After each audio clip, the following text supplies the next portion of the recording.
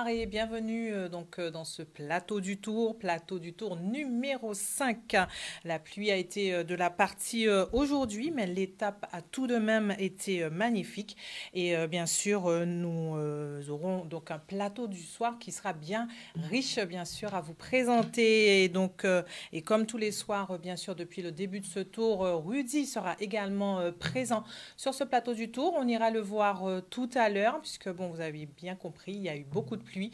Les routes sont un peu, parfois certaines difficiles à emprunter. Donc, on a eu un petit peu de retard, mais en tout cas, Rudy sera avec nous tout à l'heure. Et bien sûr, en plateau avec moi pour débriefer cette belle journée, cette belle étape 5. On retrouve donc Régis Maréchaux. Régis, bonsoir. Bonsoir Séverine, bonsoir les téléspectateurs de Canal 10. Et donc un autre invité également pour débriefer. D'habitude, il est sur la moto, il est dans le dispositif de Canal 10 pour vous faire suivre en direct ce tour. Il est avec nous en plateau ce soir. Nous avons donc également Kenny Matou. Bonsoir Kenny. Bonsoir Séverine et bonsoir à tous. Voilà, donc nous sommes donc en place pour pouvoir débriefer cette belle étape. Et donc on va bien sûr commencer par ce résumé donc de cette 5e étape, partie de Gourbert. Les coureurs ont donc parcouru 158 km 900 avec une arrivée aux abîmes.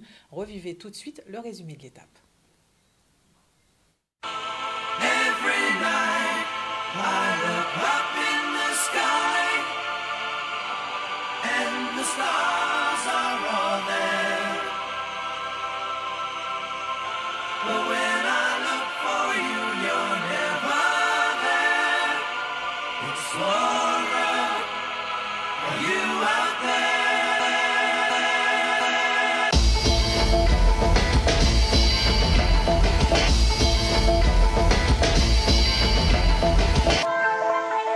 We have to spread out the word. I was too damn determined. Rap game needed refurbish. I was up top with no service. Watches and art playing verses. They in the bushes, they lurking. Mike gotta call the insurgents. She wanna fuck with a purpose. I gotta juggle my urges. Got a couple departments. Closet built like a department. Double a cup of the purpose. I give all of my sermons. Yeah, we still do things down to detail. Diva and a devil. Both them bad as EL. They get quiet when he yell. Case I lit my people. You locked in the prequel. Meet me at the Festi VL. Festi VL.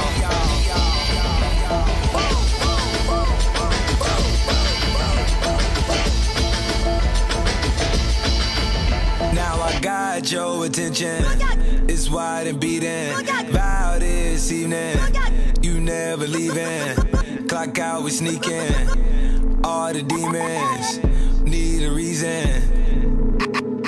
Up from 2 a.m. to 2 in the afternoon. It's a festival right in my room. Soon as the sun up, you know that we doom. Mary Puzzle, we out to Cancun. We gon' hustle more just before we out the room. Back outside, it ain't no time for Zooms. 1.2, that's a whole lot on the room. 3.2, that's a whole lot of is live. Remember days that I couldn't get by. Now that's how they come with it inside. Now your venue, we gotta resize. I can't give all this credit to go, okay. By the way, I be ready to smile. I know sometimes I be in denial. I know sometimes I be in... Quentin Bézin donc qui remporte cette 5e étape, 2e victoire pour lui sur ce tour de la Guadeloupe. Alors messieurs, on a eu effectivement une belle étape aujourd'hui. Il y a encore eu bien sûr de belles choses dans Maslas encore aujourd'hui, mais ça a débuté aussi très tôt, Kenny donc et Régis, avec déjà en partant de Gourbert, tout de suite on a tapé dans le dur et il a fallu monter dès le départ et on a senti que c'était déjà difficile pour certains coureurs, Kenny. Oui, effectivement, à partir de Gourbert, on est déjà dans le dur, il faut bien s'échauffer. Les coureurs passent pas forcément bien, les boss ont essayé de prendre de l'avance, mais ça n'a pas marché pour autant. Et le circuit de Maslas, il a tenu ses promesses. Hein. Parfois, on attend l'étape de montagne, mais c'est surtout le circuit de Maslas qui fait la différence. Passer plusieurs fois à Maslas, je peux vous dire que même sur la moto, de moment, ça fait mal. Donc j'imagine pour les coureurs, quoi. Régis? C'est vrai que c'est une course qui a déjà roulé très vite ce matin, déjà dès le départ de Goubert, parce que je peux comprendre, arrivé à Bémaro, ils étaient un peu 46-47 de moyenne. Et le premier coup part quasiment sous le pont de Nagaba. Et déjà, on avait mes vigènes qui étaient souvent très motivés parce que la course était aux abîmes. Et je m'attendais à un coup qui partait arriver sur le circuit. Et c'est vrai que ça a été décousu parce que la Vendée a voulu aussi piéger le maillot jaune. Et les Colombiens, dis-je. Mais en même temps, ils se sont un peu mêlés entre eux, quoi. Du coup, ils étaient deux devant. Il a fallu un moment donné qu'ils fassent descendre un de ses coéquipiers pour qu'il puisse revenir. Et quand même, il a pu, à la fin, tirer son épingle du jeu pour finir pas loin. Mais quand même, les grands gagnants dans ce jeu-là étaient les Colombiens. Les Colombiens qui, justement, sur ce tour, Kenny, petit à petit, sur chaque étape, posent des jalons pour pouvoir construire leur victoire sur ce tour de la Guadeloupe. Oui, les Colombiens, on les attendait, ils sont au rendez-vous. On a bien vu ça hier dans l'étape à l'habitué. Et je pense qu'on va encore les revoir demain. Pour moi, ils sont à leur place. On attendait Pena. Finalement, comme ils ont plusieurs cartes, ils ont redistribué le jeu. Donc voilà, ils sont à leur place. Ils finissent. Pena finit 3e de la Vuelta en Colombie.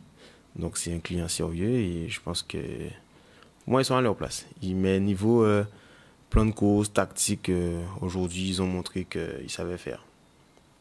Ils savaient faire, ça va être aussi important, Régis, donc de pouvoir gérer tout ça. Demain, on sait que c'est l'étape dont tout le monde parle, que tout le monde attend pour vraiment savoir où sera le vainqueur de cette 73e édition. Donc ils ont su montrer que voilà, ils gèrent et ils construisent leur victoire sans forcément avoir besoin de quoi que ce soit. Oui, c'est vrai. C'est vrai qu'au jour d'aujourd'hui, les Colombiens ont montré qu'ils étaient forts sur le tour. Mais c'est vrai que demain, il sera dans le Haut-Jardin. Mais bon, on a aussi quand même des coureurs qui sont valeureux. On a quand même un Dylan Will qui s'est bien positionné. Il ne faut pas encore enterrer la Vendée parce qu'ils savent courir, parce qu'ils courent en Europe et courent sur des grandes courses. Même celui qui gagne aujourd'hui a démontré qu'il a porté le maillot, mais avec quand même 2 victoires d'étape. Mais il ne faut pas encore enterrer. Les Colombiens n'ont pas gagné. Je préfère attendre samedi. Mais je ne veux pas enterrer non plus Damien Roussel, parce qu'il a aussi démontré. Il a aussi démontré des qualités. C'est vrai que c'est lui qui a perdu du temps aujourd'hui. Mais je pense que lorsqu'on est coureur cycliste, on est un peu revanchard. Alors je m'attends quand même à Damien Roussel demain. Ouais, voilà. Damien, justement, Kenny, vous... Soit il a dû chuter ou bien il a été coincé dans une chute, mais je crois qu'il a eu un fait de course comme ça. Il y a aussi Baez qui a dû... je ne sais pas s'il a abandonné, je n'ai pas encore regardé les communiqués, mais il a dû perdre le tour aujourd'hui, sur aux chutes. Justement, depuis le début de ce tour, beaucoup de chutes. On en parlait aussi tout à l'heure avant le début de l'émission, beaucoup de pannes, beaucoup de crevaisons, beaucoup de faits de course justement sur cette 73e édition. Pour vous, selon vous, c'est dû à quoi justement Les chutes, le plus souvent, ça s'explique par la tension. Tout le monde veut être à l'avant, tout le monde ne peut pas être à l'avant. Et bon, je pense que les pannes d'aujourd'hui, c'est dû à la pluie qui ramène tous les détritus du bas-côté de la route sur la route. Donc c'est ça, savoir se positionner, avoir le bon matériel aussi.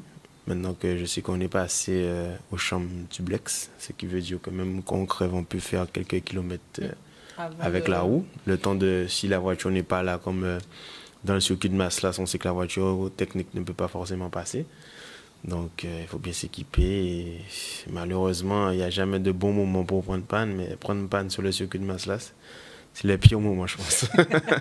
On va justement voir en tableau le récapitulatif des résultats de cette 5e étape.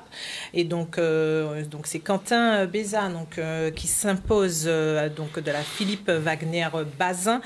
Devant donc Loris Cos de Charvieux-Chavagneux.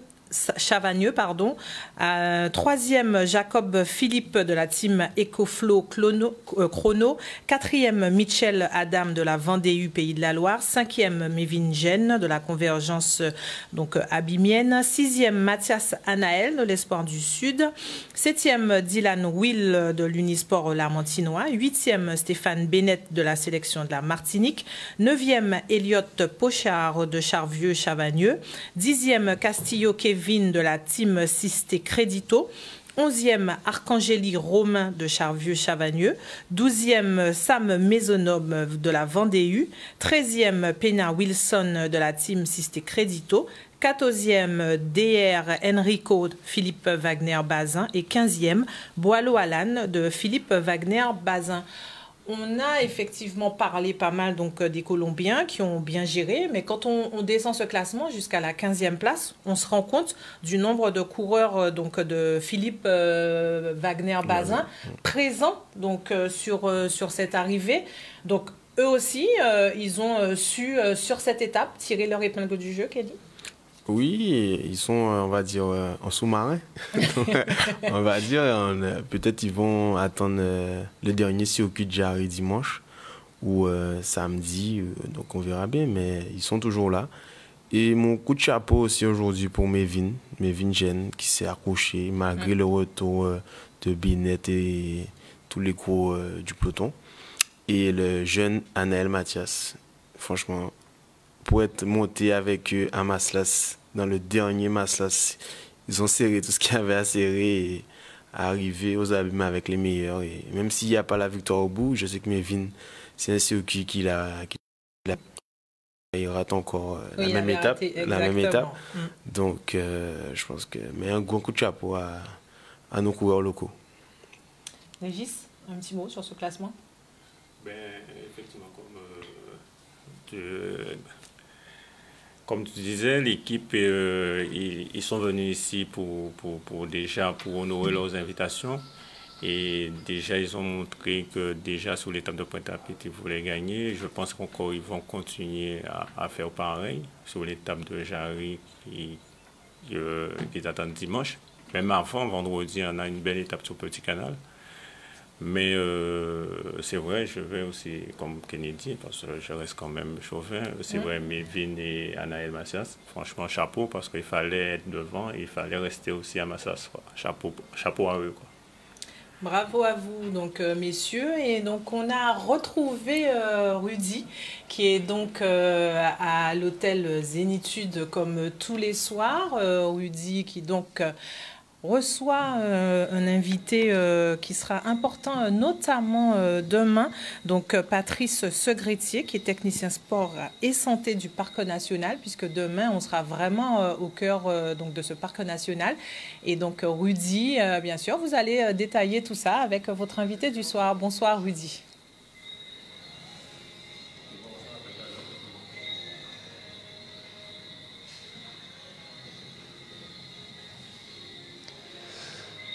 Bonsoir Séverine, bonsoir aux téléspectateurs de Canal 10, bonsoir à Régis et à Kenny également. Et si on est là ce soir, eh bien c'est parce que nos invités et Olivier Moradel ont fait des prouesses pour être présents sur le plateau, parce que ce n'était pas simple de gagner le cœur de la ville du Gosier, et notamment cet hôtel Salaco Zénitude. Effectivement, je suis avec Patrice Segretier. Bonsoir Patrice. Bonsoir.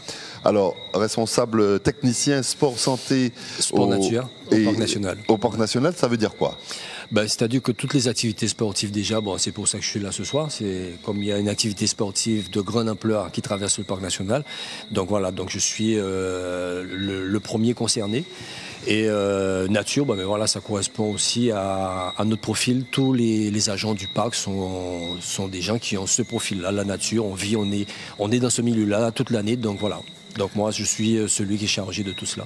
Alors, quelles sont les consignes? Et Séverine le disait il y a un instant, ça va être très important demain.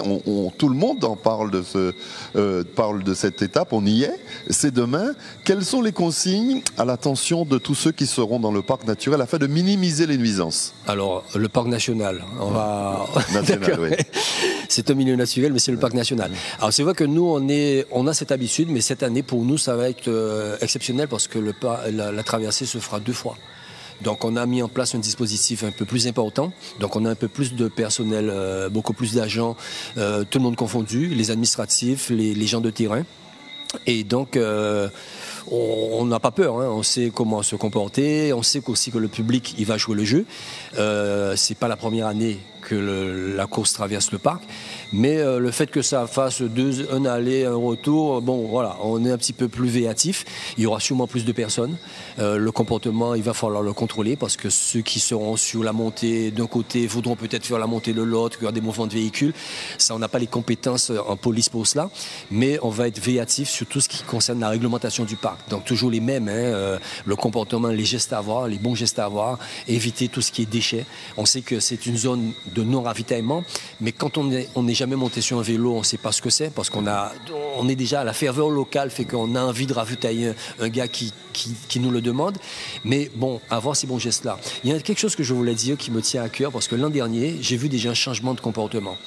Sur deux passages, 2 coureurs qui étaient espacés, c'est pas un qui a copié sur l'autre, ils avaient une bouteille en main. Ils se sont rapprochés de moi pour me remettre cette bouteille. Et je ne suis pas un cas isolé. Donc ça veut dire que ça commence à venir. On a vu sur quelques images que j'ai eu l'occasion de voir depuis le début du tour, ce comportement où on voit le coureur qui ne jette pas la bouteille, qui le donne. Donc ça veut dire que tôt ou tard, ça viendra. On va peut-être... Alors c'est vrai que le parc, c'est particulier. Voilà, 0 déchet, c'est ce qu'on tente déjà pour le public et aussi les coureurs. C'est une anecdote que j'ai connue aussi, moi, l'année dernière, où un coureur m'a donné sa bouteille. Ceci étant, je crois aussi que la nuisance sonore n'est pas autorisée. Alors voilà. Pas de klaxon, etc. Voilà, il y a des gens qui vont dire, ouais, mais bon, quand on voit le taux de voitures, les motos, ça fait du bruit. Mais si on peut éviter, c'est vrai que déjà en temps normal, le bruit, alors c'est pour le dérangement d'animaux, on est quand même dans un sanctuaire, c'est ce qu'il faut aussi entendre. C'est pas pour le fun qu'on dit pas de bruit. La musique n'est pas interdite.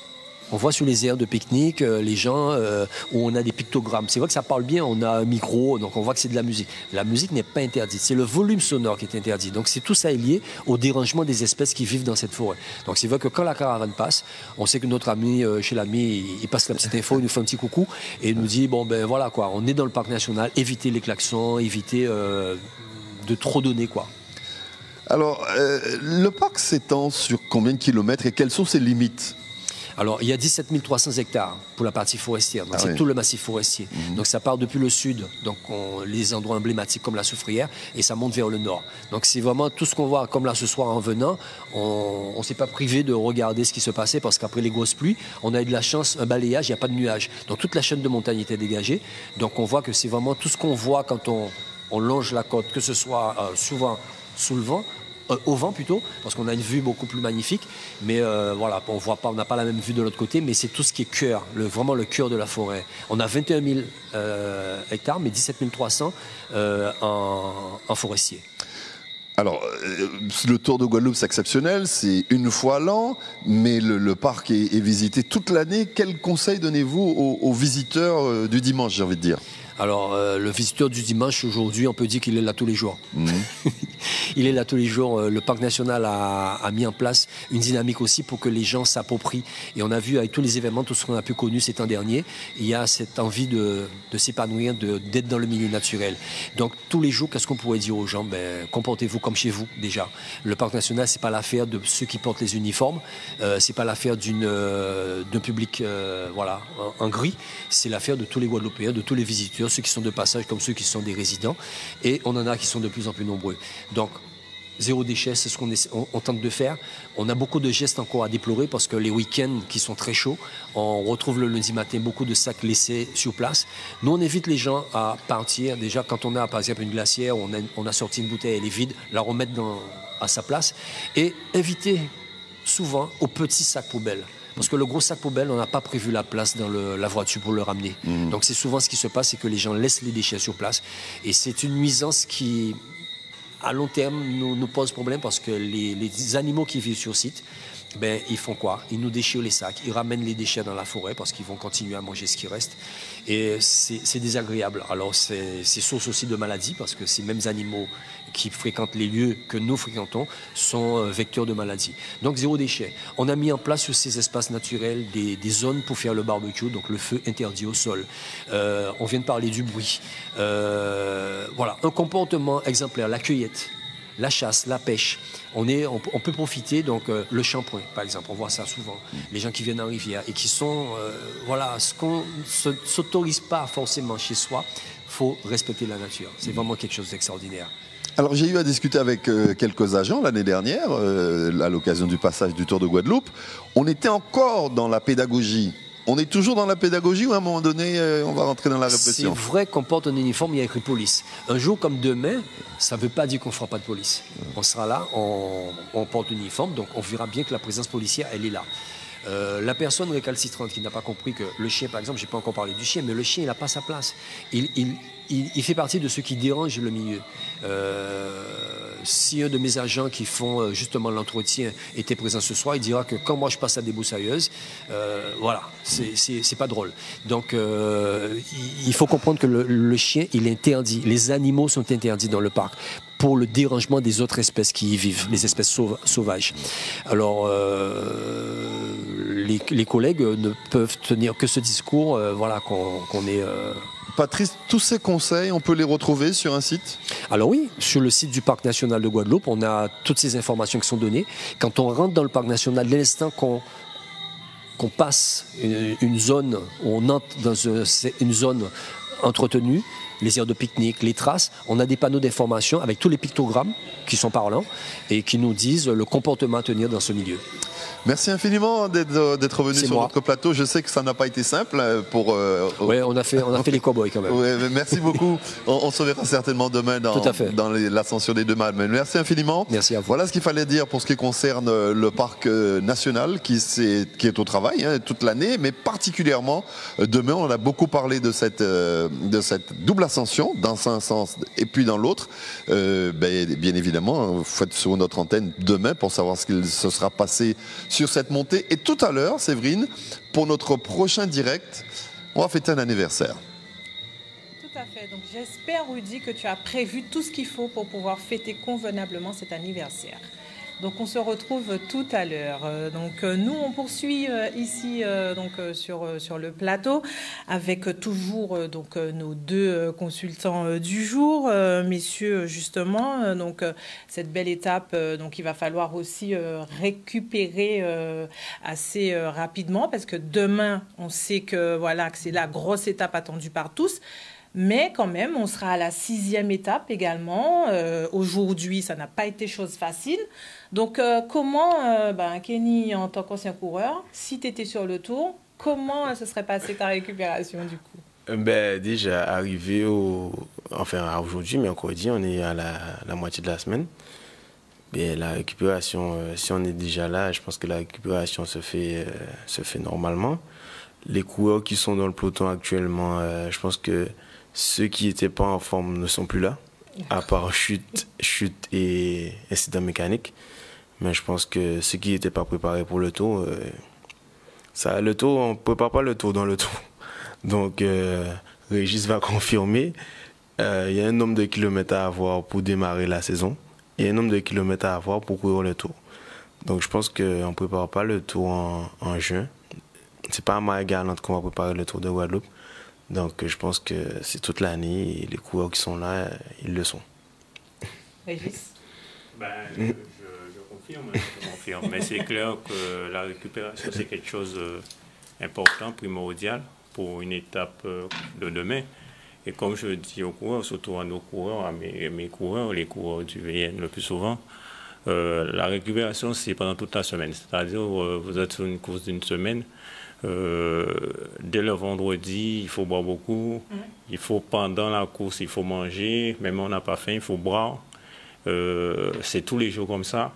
Et à partir de là, vous économisez, vous pouvez avoir beaucoup d'énergie pour l'étape clé. C'est-à-dire, il faut que l'organisme en elle-même soit prêt.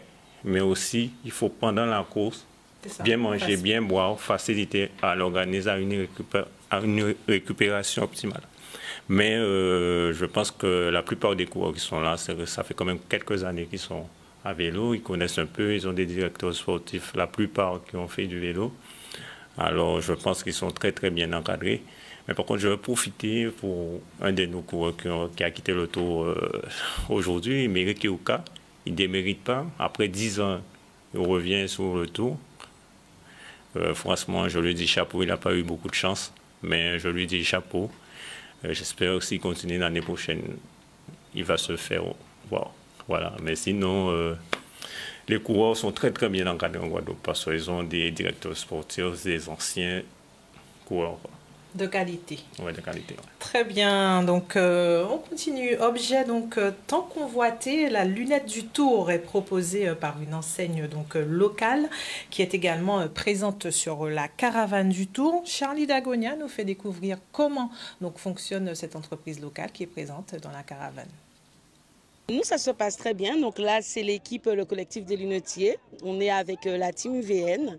Et du coup, depuis le premier jour, ça se passe très, très bien. Alors nous, on représente les lunettes, hein. Donc lunettes de soleil. Vous avez les lunettes officielles du Tour qui sont très prisées, très demandées, très jolies d'ailleurs, que nous portons toutes là, vous voyez.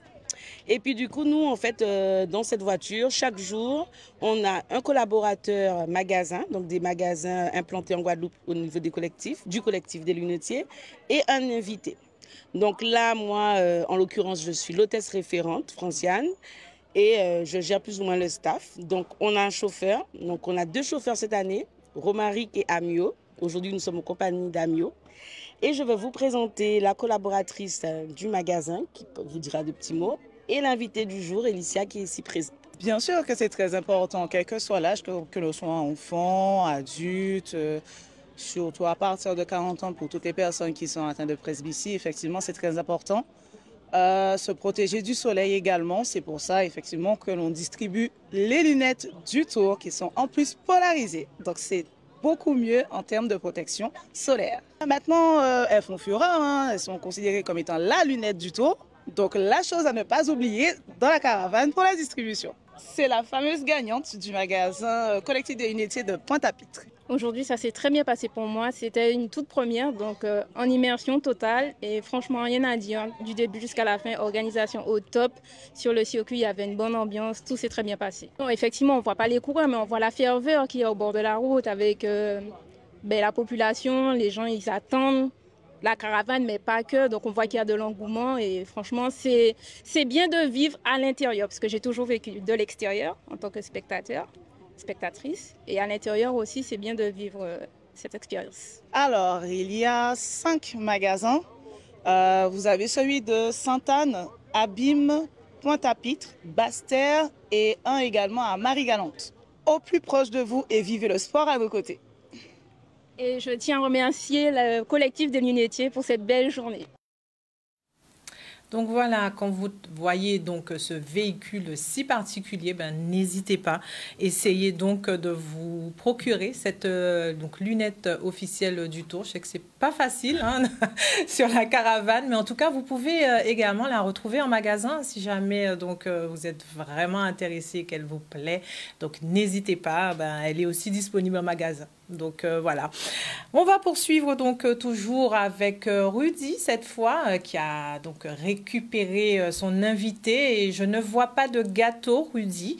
Donc je ne comprends pas mais bon, en tout cas j'espère qu'il sera célébré dignement votre invité parce que voilà, vous n'avez pas prévu ni gâteau ni bougie.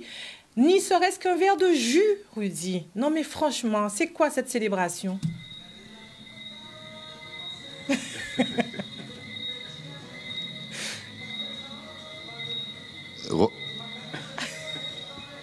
Regardez sur votre WhatsApp. Là, on vous a envoyé tout ça. Vous allez en profiter comme nous-mêmes. Et voilà, content d'avoir avec nous Luc Leblanc, Lucho. 30 ans, Luc, jour pour jour, tu devenais champion du monde de cyclisme sur route. Ouais. Raconte-nous ça. C'est fou hein, quand même. que le temps passe vite. Championnat du monde, pour moi, ça a été une révélation, même si j'ai été maillot jaune du Tour, j'ai gagné des étapes sur le Tour de France, j'étais champion de France. Le championnat du monde, c'était un Graal, d'autant plus que c'est une histoire assez incroyable, puisque le mardi, quelques jours avant le championnat du monde, j'ai eu un flash le soir, comme quoi j'allais être champion du monde. C'est un truc de dingue. Et je connaissais déjà le parcours du championnat du monde puisque j'avais fait le Tour de Sicile il y a quelques années avant le championnat du monde. Je connaissais le parcours et ce flash il m'est apparu le mardi soir et toute la semaine on est arrivé le jeudi au championnat du monde avec l'équipe de France et j'avais fait ma propre stratégie à moi sur le parcours, comment j'allais être en début de course et je m'étais dit, là, les 12 premiers tours, il y avait 19 tours. Les 12 premiers tours, je reste tranquille. La bosse, elle faisait 5 km et on l'a montée 19 fois. J'étais devant au pied de la bosse et dernier en haut pendant 12 tours. Les échappées et tout, je m'en foutais complètement.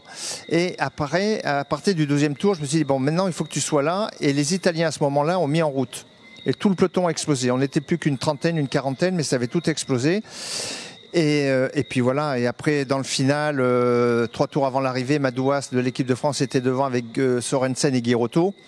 Et à 1 tour et demi, 2 tours de l'arrivée, Madouas a eu un problème technique. Et donc on l'a passé, et là il fallait que je réagisse. J'ai rattrapé à 1 tour de l'arrivée Guirotto et Sorensen. Et puis j'avais ce camping-car dans le mire. Je savais où j'allais attaquer dans le dernier tour pour faire la différence. Et j'attendais avec impatience ce camping-car.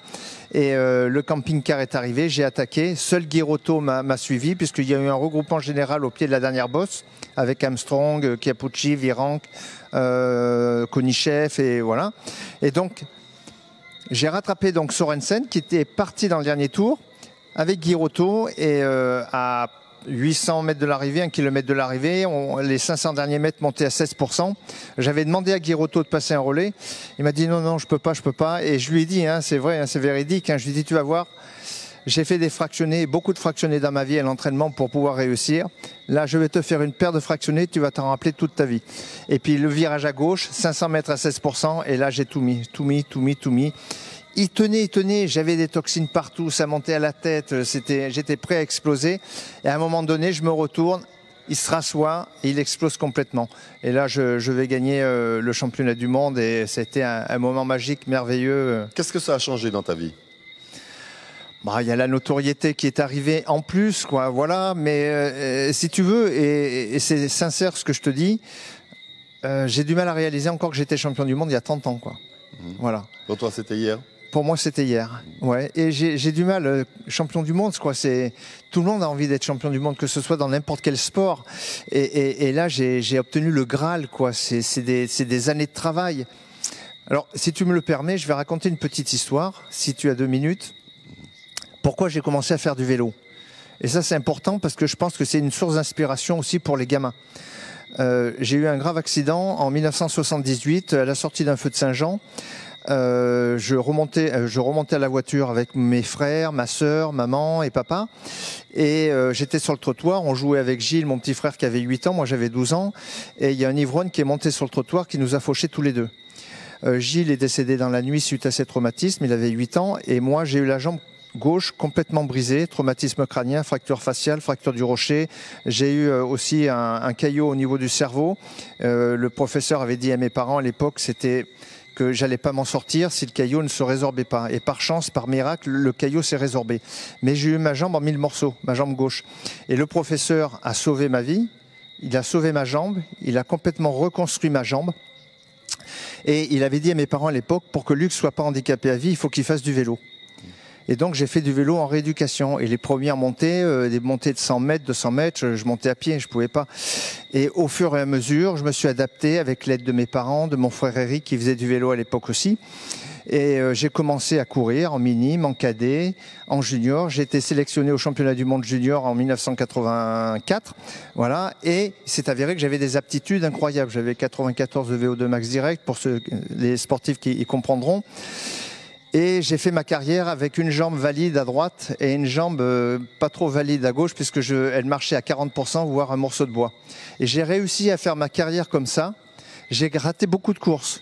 Mais les plus grands exploits que j'ai réalisés sur ma carrière, c'est le jour où j'avais pas mal à ma jambe. Mais j'ai raté beaucoup de courses, la Flèche Wallonne, Liège-Bastogne-Liège, un Tour de France que j'ai perdu à cause de cette jambe, parce qu'à un moment donné, elle fonctionnait plus. Et ça a duré 12 ans comme ça. Et ce que je voudrais dire aux jeunes, c'est que dans la vie, on peut tous s'en sortir. On peut tous avoir la foi et se dire que même dans les difficultés, même dans la souffrance, on a toujours un moyen de s'en sortir et de pouvoir voir le soleil au fond du tunnel. Et ça, c'est vachement important parce que je me suis battu contre moi-même, pas contre les autres, mais contre moi-même toute ma carrière. Alors, on va laisser ta carrière tranquille un petit moment pour se poser quelques secondes sur le Tour de Guadeloupe, 73e édition. Comment vois-tu l'étape de demain ? Alors, quand on regarde un peu l'étape d'aujourd'hui, on se dit, oui, bon, l'étape d'aujourd'hui, le circuit, Maslas, mais il se passe toujours des choses bizarres. On dit toujours, c'est l'étape des Mamelles qui va faire la différence, tout le monde va exploser. Mais aujourd'hui, il y a eu un changement de direction et le maillot jaune, il a été perdu par la Vendée. Pourquoi ? Parce qu'ils ont eu une mauvaise stratégie, mais très mauvaise stratégie. Et ça, ils l'ont perdu à cause de ça. Demain, 2 fois les Mamelles. Ceux qui sont loin en général, ils ont intérêt d'attaquer de bonne heure. Je pense à Ursel qui s'est loupé ces 2 derniers jours. Là, demain, s'il veut vraiment remonter au moins sur le podium, il va falloir qu'il attaque bien avant la première ascension des Mamelles et qu'il prenne des risques. S'il ne essaie pas, après il regrettera. Il faut essayer, il faut déstabiliser l'équipe colombienne demain. Les Colombiens sont les plus forts.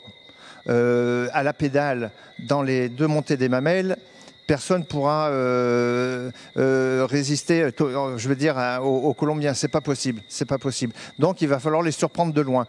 Et dans la dernière montée des Mamelles, je pense que les Colombiens vont gérer jusqu'à la dernière montée. Et si vraiment ils sont regroupés, ils sont tous ensemble dans la dernière montée, ils risquent de faire tout exploser puisqu'il n'y a que 10 kilomètres après la dernière montée, le sommet des Mamelles. Donc là, stratégiquement, les Colombiens, je pense qu'ils ont bien réfléchi à la situation et ça va être une étape dantesque puisque je pense qu'ils annoncent de la pluie aussi. Merci infiniment, Luc, d'être venu sur notre plateau. Très bel anniversaire. Merci. 30 ans, merci. jour pour jour, c'était le 28. Le 28 août 1994 et je voudrais dire à la Guadeloupe et aux Guadeloupéennes et aux Guadeloupéens que je les aime et que mon vœu le plus cher, c'est de venir habiter en Guadeloupe. Terre d'accueil. Guadeloupe, terre d'accueil. Oui, vraiment. Ça ne dépend que de toi. En tout cas, Séverine, tu nous as reproché de ne pas avoir de gâteau sur le plateau. Eh bien, si tu n'as pas de gâteau, demain, double ration de Dombré pour paraphraser Dadou. Rudy, continue de regarder ton téléphone. Nous, on a le gâteau. Donc, on t'invite à venir le partager avec nous en plateau, puisque nous, on a ce très beau gâteau avec nous. Donc, regarde-nous et tu verras. Et merci à Canal 10. Hein. Donc voilà, alors bien sûr, transition toute trouvée, comme tous les soirs, on est donc avec le chef Neila, qui est donc là ce soir pour nous présenter. On rappelle, on est là pour la récupération après une grosse étape. Il faut qu'on mange bien pour pouvoir être en forme le lendemain. Ce soir, c'est du sucré apparemment. Donc j'écoute tout. Alors, ce soir, on a pensé à adoucir nos cyclistes, à leur donner un petit peu d'amour, un petit peu de douceur parce qu'il a plu. Et puis, on voit qu'ils se sont un petit peu échauffés. Donc, on a préparé un dessert avec, bien évidemment, un petit ingrédient secret. Parce qu'en fait, le dessert ressemble à une tarte aux pommes, mais ce n'est pas une tarte aux pommes. C'est une tarte à la Christophine façon tatin.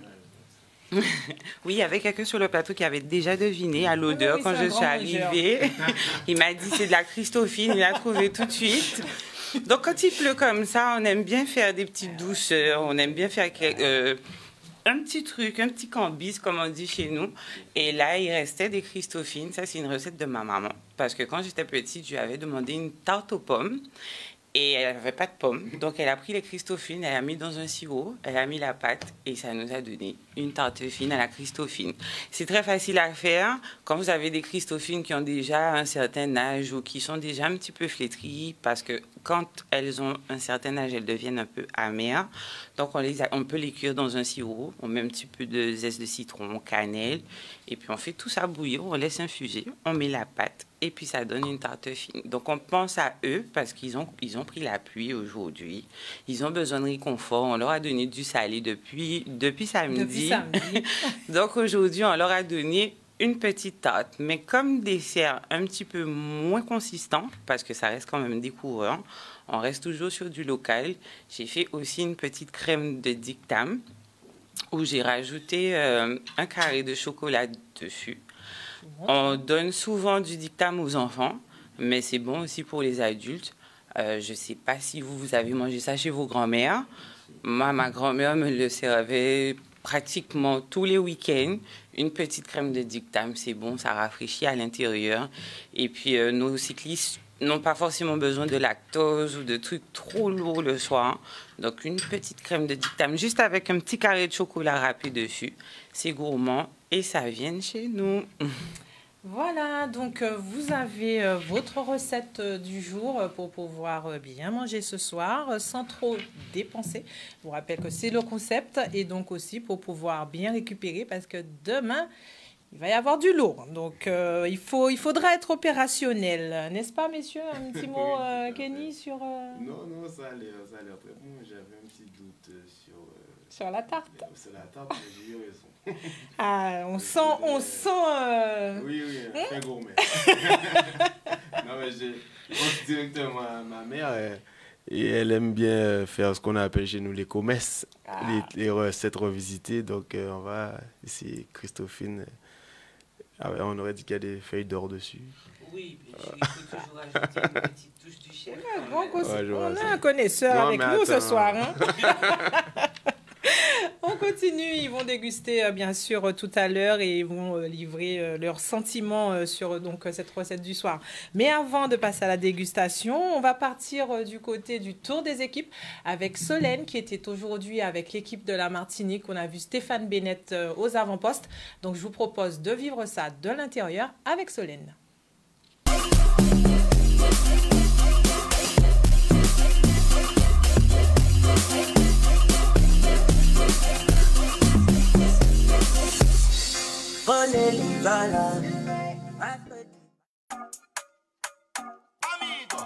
Any. Give me the whole of them, yo. When the feeling y'all come teach and I'm a boo. When the feeling y'all come teach and I'm a boo. When the feeling y'all come teach and I'm a boo. When the feeling y'all. Aujourd'hui, on va comme hier, on va essayer de ramener une victoire d'étape. Donc voilà, on est 4, on va essayer d'être offensif pour pouvoir être en surnombre et se faciliter la tâche en fin de course. Voilà, cette étape est toujours un peu piégeuse pour les leaders, donc voilà, on va se faire plaisir et essayer de ramener le meilleur résultat possible. Et toi, depuis le début du tour, comment ça se passe? Comment tu te sens? Ça va, j'ai eu du mal à mettre en route au début. Je sais pas pourquoi, je sais pas comment l'expliquer, ça commence à revenir un peu mieux, donc je prends jour par jour et en espérant pouvoir profiter d'une très bonne journée pour ramener une victoire d'étape. Est-ce qu'il y a peut-être une démarche à faire avec des équipes locales pour peut-être essayer de contrer, je sais pas, les Colombiens ou les autres équipes invitées étrangères? Il y a toujours des alliances qui se font dans la course. Après, ça dépend de la situation de la course. Donc il faut surtout s'adapter par rapport aux échappés, par rapport à qui est devant, qui est derrière. Et voilà, nous on n'est pas dangereux au général. Donc j'espère qu'on va réussir à prendre ce bon coup qui va aller jusqu'à la victoire. En tout cas, bon courage pour cette étape. Merci, c'est gentil. Stéphane pouvait prendre la roue des Colombiens hier, mais il a hésité parce que il y a 2 jours, il ne se sentait pas trop bien et il a hésité un petit peu parce qu'il avait les cannes hier pour y aller. Bon, c'est de bon augure pour l'étape d'aujourd'hui et de jeudi. Est-ce que du coup on peut imaginer une petite échappée peut-être au dernier tour ou comment ça risque de se profiler pour Stéphane s'il veut prendre quelques minutes? Ça dépend de l'évolution de la course, comment les adversaires vont manœuvrer. Nous on est là en sous-marin comme on dit et après demain on ne pourra pas se cacher, il faudra se montrer demain.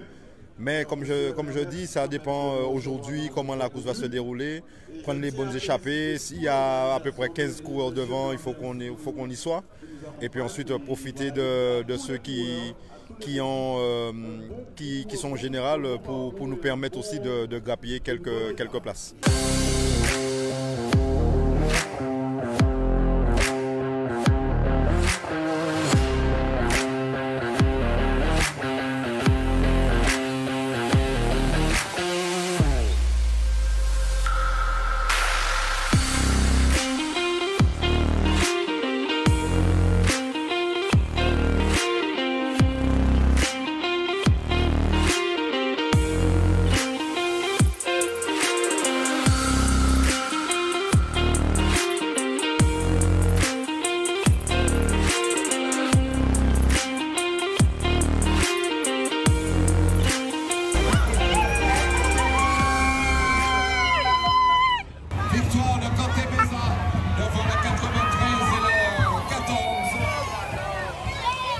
Alors Rodrigue, on peut dire que l'étape est réussie. Stéphane finit en tête de course et reprend du temps sur le haut du classement.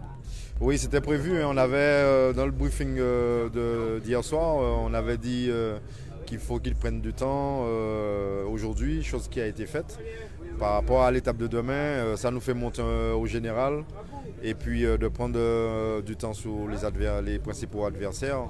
Là, c'est une bonne journée comparément aux 3 premiers jours.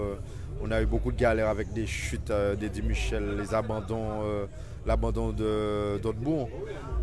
Aujourd'hui, c'est un beau lot de consolation. Et puis on va savourer. Et puis c'est pas fini. Hein. Il y a une grosse étape demain. Il faudra bien récupérer et puis aller au charbon. En tout cas, bon courage pour la suite, surtout pour la grosse étape de demain, 2 fois dans les mamelles. Et puis bonne continuation. Merci, c'est moi qui vous remercie. Messieurs, vous êtes d'accord? Stéphane Bennett a réalisé une belle opération aujourd'hui, juste avant la grosse étape de demain. Oui, je m'attendais déjà à Stéphane Bennett puisse être devant. Comme il a dit, il connaissait très bien l'étape. L'année dernière, il s'était fait piéger sur cette étape, je crois. Exactement. Et il connaît très très bien le parcours. Aujourd'hui, il réussit à prendre du temps sur le maillot jaune. Pas beaucoup, mais c'est quand même un petit peu. Et a été avec le Colombien devant. Je pense que demain, il sera là. On voit qu'il monte en puissance et on peut attendre un Stéphane Bennett. Mais le tour n'est pas fini demain. Les gens pensent que demain, le tour est fini. On a une étape samedi. Tout aussi important aussi pour le classement général. C'est vendredi, Petit Canal. Et vendredi, Petit Canal, où on espère avoir une victoire au roi du pays. On ne désespère pas. Oui, bien sûr.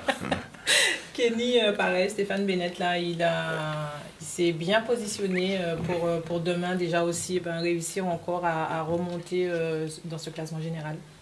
Oui, c'est sûr que Stéphane Bennett, faut pas l'enterrer. Je pense qu'il a eu un petit problème, c'est un humain, hein? Un petit problème de récupération après le Tour de Martinique qu'il a remporté. Il a fini, je pense, limite.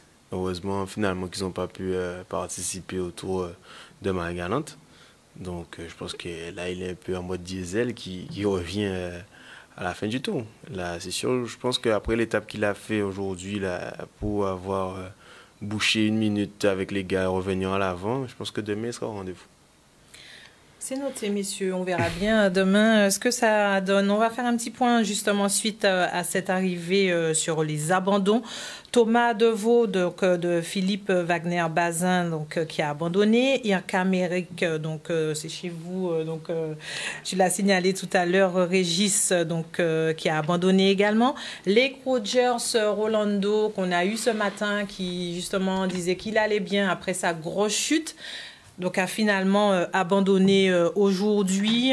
Barlagne Harold de l'Excelsior a également abandonné et Décimone Luc du VO2C a abandonné également aujourd'hui. On va passer au classement général de cette 63e édition, pardon.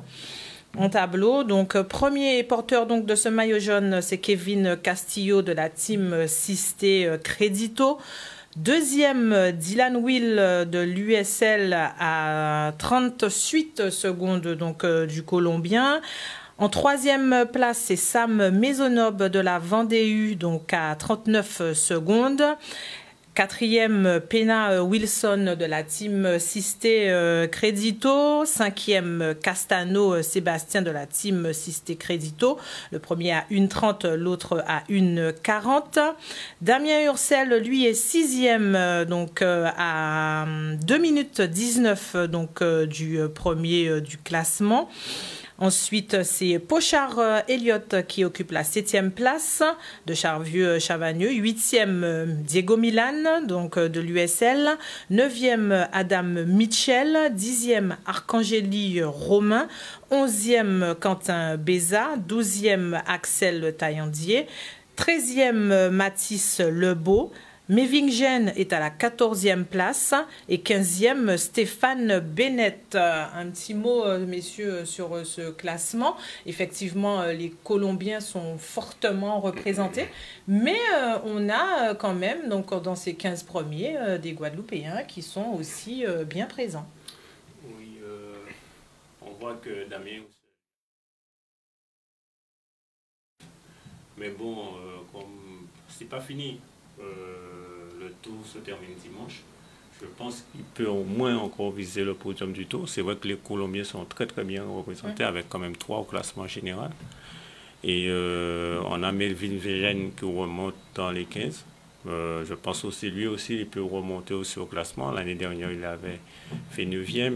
Il espère faire mieux que l'année dernière. Je pense qu'il va encore attaquer. Et il a les qualités pour.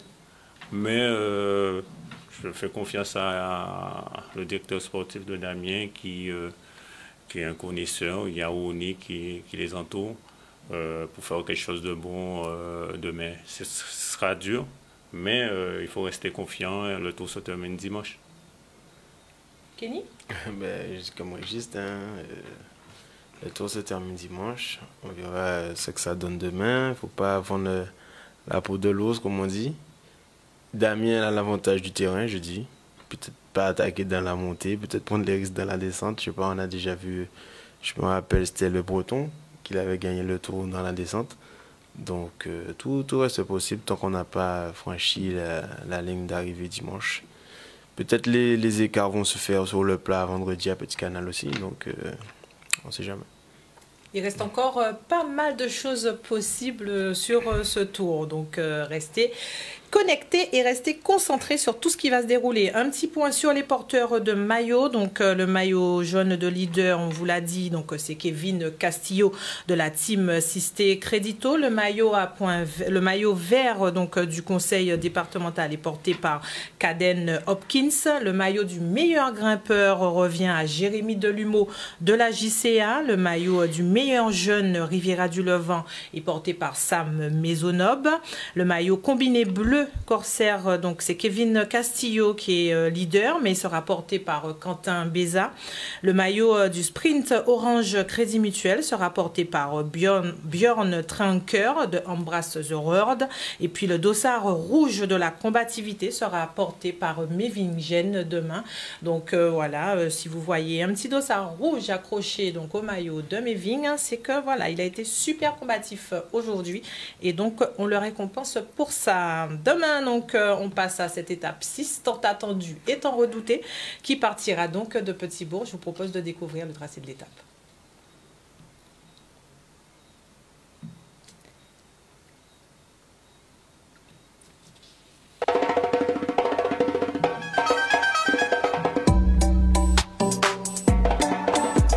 On partira donc de Petit-Bourg, Pointe-Noire, donc 154 km. Le départ fictif sera donné au niveau donc de la mairie de Petit-Bourg, un départ réel au niveau du giratoire de Montebello. On prendra ensuite la direction de Basse-des-Ardes, giratoire de Trinité, pour ensuite se diriger donc vers le Lamentin, reprendre Sainte-Rose, passer par Déhay, donc arrivé, monter Frédéric, donc monter Baillargeon, monter ensuite les Mamelles. On va ensuite redescendre au niveau donc du Lamentin pour cette fois partir dans l'autre sens, cette fois du côté de Bémao, pour retourner vers Petit-Bourg, vers Nous-Sommet, les Mamelles donc dans l'autre sens pour ensuite prendre la direction de Pointe-Noire par la route de la traversée, arriver à Carrefour Mao, ensuite prendre Guyonneau, Wibodo, Carrefour route de Morphy, chemin de Morphy, chemin de Grenade pour ensuite arriver encore dans une montée à Grenade. Messieurs, je pense que quand on présente l'étape du jour, c'est clair. Demain, il va y avoir de la montée. Plus que des bambous, là. Il y a de quoi faire. Il y a de quoi faire. Mais bon, comme je dis, c'est vrai que tout le monde va attendre les Colombiens. Ils vont déjà cadenasser un peu la course jusqu'au pied de l'estomac à Frédéric, mais je pense que il y aura un coup qui va partir avec des Guadeloupéens et quelques Européens qui vont peut-être glisser dans un coup, mais bon, je pense que les Colombiens savent très bien courir, ils vont essayer de canasser cette course-là jusqu'au pied de l'estomac, et après je pense que les meilleurs seront devant. Après moi, personnellement, moi je pense que il y a de quoi faire après les Mamelles, entre les Mamelles, en passant les Mamelles, parce qu'ils doivent aller sous la montagne pour aller sous Petit-Bourg après, pour un peu ils seront 3. Ils ne peuvent pas contrôler toute la course parce qu'elles seront 3 après les Mamelles, je pense. Je pense qu'entre Barboteau et Petit-Bourg, il y a moyen de faire quelque chose pour arriver à Pointe-Noire. Si on se retrouve avec quelques Guadeloupéens devant, pas loin, qui reviennent après. Ouais. Il va falloir s'accrocher, Kenny. Oui, il faut s'accrocher. Hein, faut s'accrocher. Depuis on va dire 1 an, le comité nous gratifie des arrivées au sommet. Donc je pense qu'ils ont, nos locaux ont pu aller reconnaître l'arrivée de demain. Mais comme Régis l'a dit, une échappée qui part sur le plat avant Déhay, c'est compliqué. C'est compliqué parce que pour arriver au pied de l'estomac, il faut avoir au minimum 4 minutes pour avoir le temps de basculer. Donc voilà, donc s'ils m'entendent, l'alliance c'est pour demain. Là. On met les égos de côté, on met les querelles de côté et on vise la gagne quoi. Pour étonner tout le monde, ça peut le faire. Pour surprendre tout le monde, puisque tout le monde effectivement attend les Colombiens. Donc peut-être que demain, il va y avoir des surprises. Hein, Kenny vous l'a dit. Pour l'Alliance, c'est demain. Donc voilà, on a fait le tour donc, de cette 5e étape. Place à la dégustation chez nous ici. Mais en tout cas, soyez prêts. Nous, on sera en tout cas en forme pour être sur les routes demain, bien sûr, pour vous faire vivre cette 6e étape, notamment en plateau avec Pascal et Claude Elmer. Et puis Kenny va reprendre la route, retrouver sa moto, retrouver son coéquipier, donc Grégory Laps, pour vous faire vivre également. Les 2 autres aussi. Et bien sûr, on a Diego et Gaëtan également. Donc bien sûr, l'équipe sera présente pour vous faire vivre donc, cette 6e étape. Soyez au rendez-vous dès 9h pour bien sûr la prise d'antenne. Et bien sûr, 9h jusqu'à 14h, voilà, il faut être bien ravitaillé, préparer tout ça pour pouvoir bien sûr bien vivre votre étape et voir ne serait-ce peut-être une surprise, qui sait, demain donc à l'arrivée à Pointe-Noire. Donc voilà, pour nous ce soir c'est terminé. Donc on se retrouve demain soir pour le plateau du Tour pour débriefer tout ça. Je pense qu'on aura beaucoup de choses à vous dire demain soir. Donc rendez-vous demain matin sur l'antenne de Canal 10 et demain soir avec nous pour le plateau du Tour. Bonne soirée à vous. On se quitte avec la carte postale de la ville des Abîmes.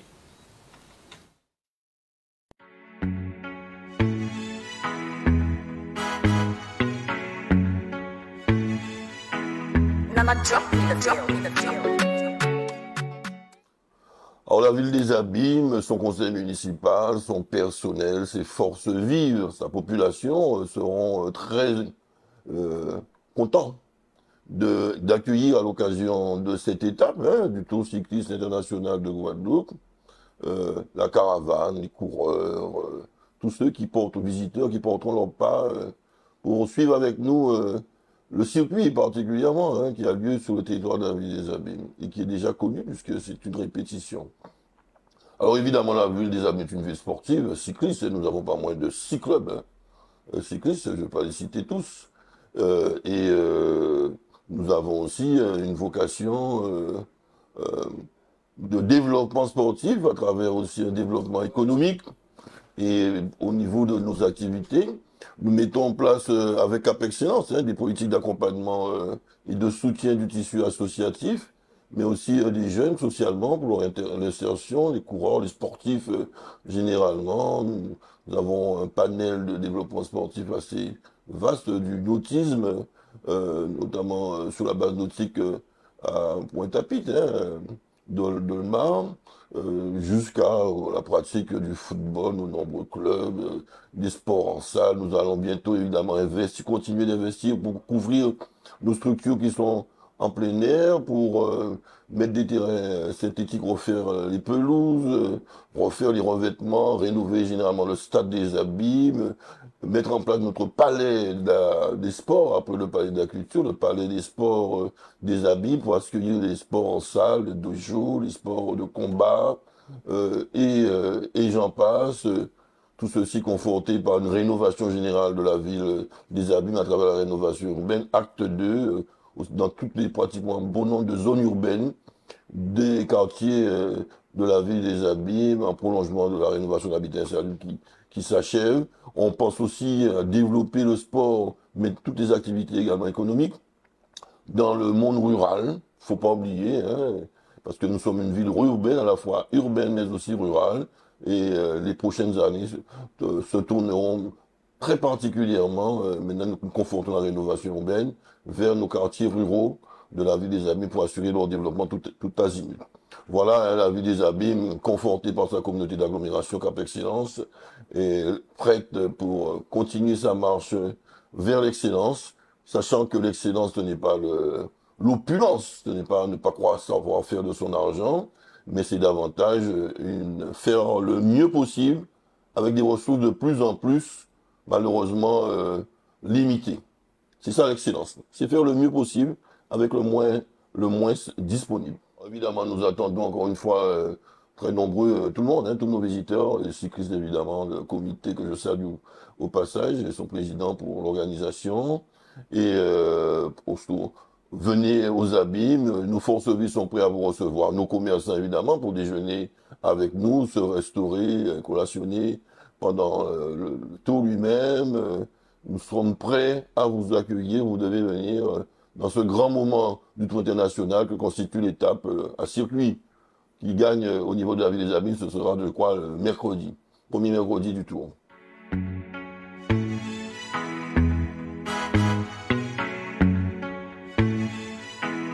Now I drop me the